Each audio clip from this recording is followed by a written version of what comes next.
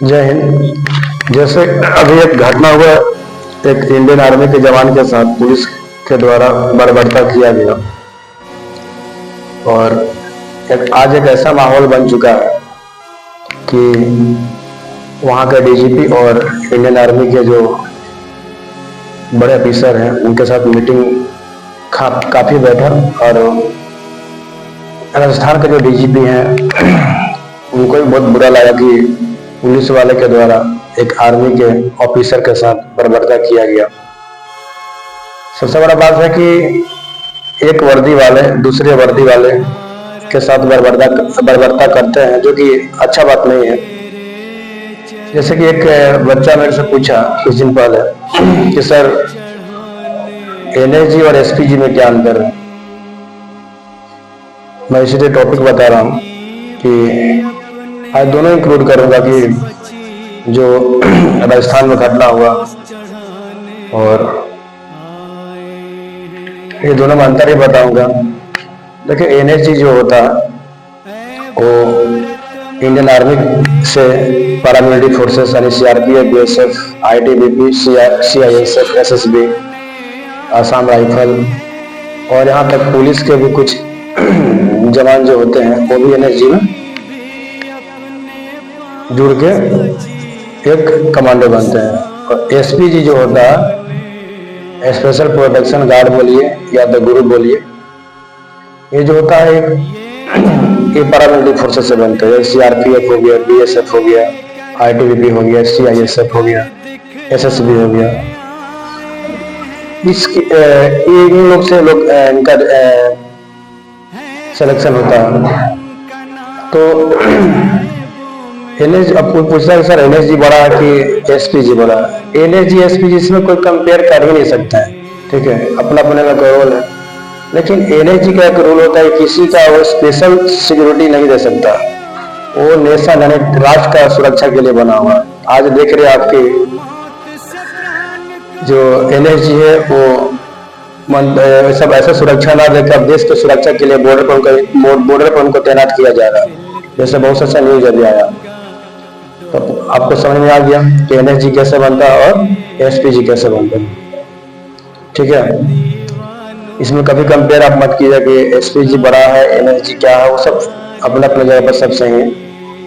और एक आर्मी का रूल होता है, क्योंकि एनएसजी में आर्मी के भी जवान जो होते हैं वो भी जाते हैं, पुलिस के जवान भी जाते हैं और पैरामिलिट्री फोर्सेस के भी जवान जाते हैं। इसलिए आर्मी का एक रूल होता है कि कभी भी एक पर्टिकुलर पर्सन को सुरक्षा नहीं दिया जाता, आर्मी का एक एक्ट आता है। इसलिए एसपीजी को ही मंत्रियों को सुरक्षा के लिए, मतलब प्रधानमंत्री सुरक्षा के लिए रखा गया, ना कि एनएसजी को। एनएसजी राष्ट्र की सुरक्षा कर दी, ठीक है। फिर अब आते हैं मुद्दा क्या है, राजस्थान वाला। तो राजस्थान वाला जो घटना हुआ, ऐसा घटना नहीं होना चाहिए था, जो कि दो या तीन पुलिस के जवान जो थे, एक आर्मी के जवान का ऑफिसर को साथ उनके परिवार के साथ बर्बरता किया गया, जो कि अभी सुनने में आ रहा कि सीबीआई जांच भी बैठाया गया। राजस्थान के डीजीपी साहब हैं, उनको भी बहुत दुख हुआ कि हमारा पुलिस इस प्रकार है। आज पुलिस का छवि मेरा मानना है कि अच्छा होना चाहिए, क्योंकि आज पुलिस पहले वाला पुलिस नहीं रह चुका। पहले पुलिस का काम यही रहता था कि इंटरनल सुरक्षा करना, पब्लिक की सुरक्षा करना पुलिस का काम था। आज क्या है, पहले सीआरपीएफ को जो भी नक्सल प्रभावित क्षेत्र में सुरक्षा देना, जंगल में जाके नक्सलियों से लड़ना, उनका ड्यूटी हुआ करता था, जो कि आज भी है। उस समय पुलिस नहीं जाता था साथ में, लेकिन आज सरकार का रूल हो गया है कि पुलिस को भी सीआरपीएफ के साथ मिलकर नक्सल प्रभावित क्षेत्र में जाके नक्सलवादियों से लोहा लेना है।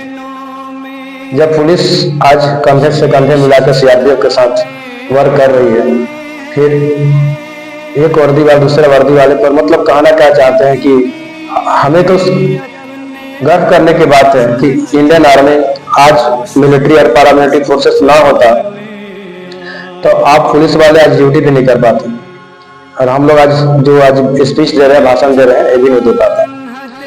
अपने परिवार को छोड़कर सियाचिन, ग्लेशियर, कश्मीर अरुणाचल प्रदेश, तिब्बत जो भी इलाका है वहाँ कौन रहता है? Indian army. इंडियन आर्मी हो रहा था। हमें तो मेरा मानना है कि अगर थोड़ा बहुत मिस्टेक आर्मी के जवान से हो ही जाता है, अगर वो छुट्टी पाए हुए हैं, कभी ट्रैफिक में थोड़ा उनसे गलती भी हो जाता है, तो मेरा मानना है कि पुलिस वाले को उनको कुछ नहीं बोलना चाहिए, क्योंकि एक आर्मी वाले ना कभी धर्म देखते हैं ना कभी जात देखते हैं, वो सभी के लिए खड़े रहते हैं। फिर ऐसा बर्बरता नहीं होना चाहिए। मैं ये नहीं बोल रहा हूँ कि सभी पुलिस वाले खराब हैं, ऐसे बहुत सा मेरे पुलिस वाले मेरा दोस्त हैं कि लगता ही नहीं कि पुलिस वाले हैं। साथ में प्रैक्टिस करना, खाना पीना सब कुछ है साथ में। मैं जिम भी करता हूँ तो साथ में से बहुत पुलिस वाले जो हैं साथ में मेरा प्रैक्टिस करते हैं। बहुत से ऐसे दोस्त हैं जो पुलिस में हैं, यहाँ तक फैमिली में बहुत से ऐसे लोग जो हैं पुलिस में हैं। कहने के माने यहाँ तक डीजीपी जो राजस्थान के डीजीपी साहब हैं, उनको खुद बोले कि मैं आर्मी के घर से बिलोंग करता हूँ, मुझे भी दुख हो कि ऐसा नहीं होना चाहिए। तो एक कहने से भी सही नहीं है। आज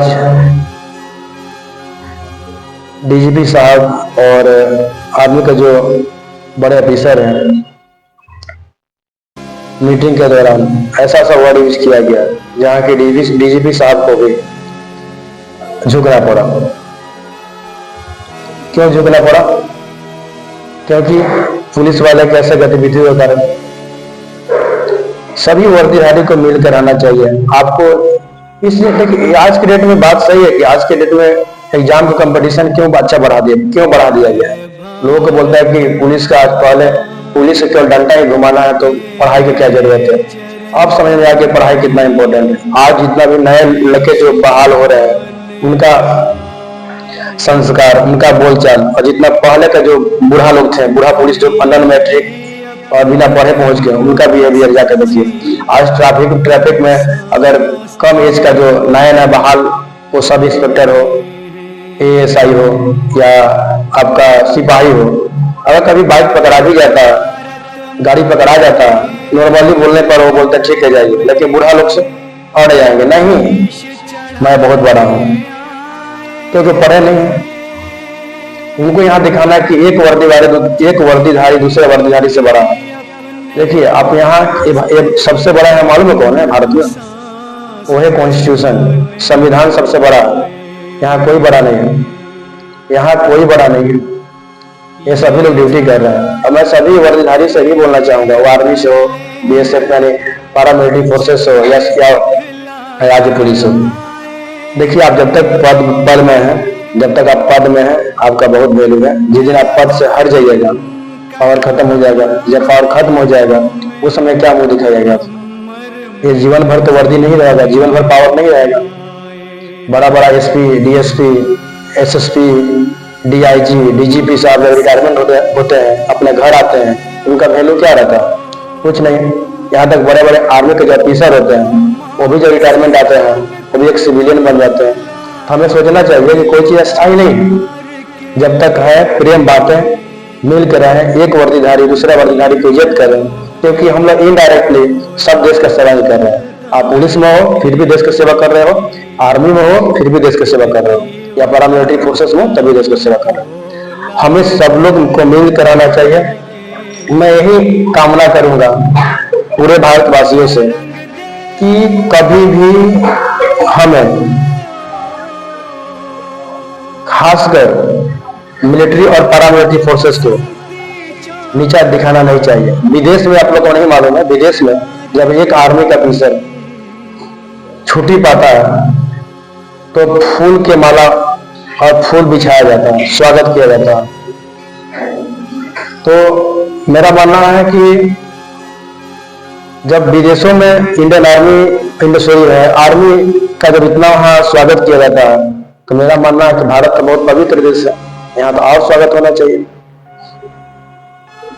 तो मैं यही बोलूंगा, एक वर्दीधारी दूसरे वर्दीधारी को इज्जत करें, क्योंकि इनडायरेक्टली हम लोग सब लोग देश की सेवा ही कर रहे हैं। जय हिंद, जय भारत, भारत माता की जय, जय हिंद।